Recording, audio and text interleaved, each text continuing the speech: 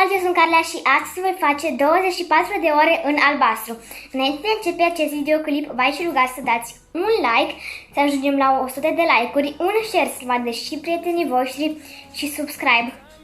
După cum vedeți, eu mi-am luat o bluză albastră și blugi albaștri scurți. Eu am părul puțin încurcat și am un pieptăn albastru, așa că îmi voi pieptăna părul.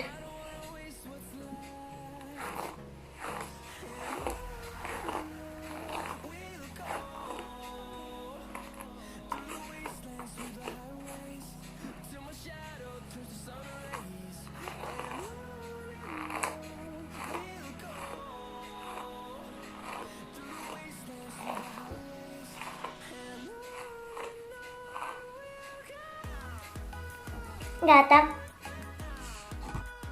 Acum voi merge la plimbare cu bățul meu Pogo.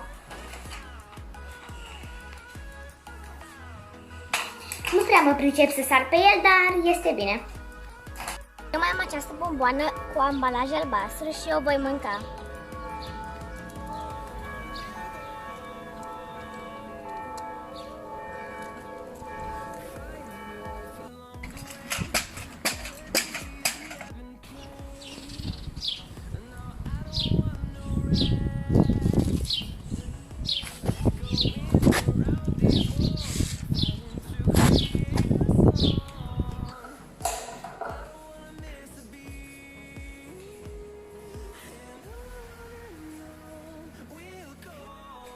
Am ajuns acasă de la plimbare și s-a făcut noapte, așa că ne vedem mâine dimineață.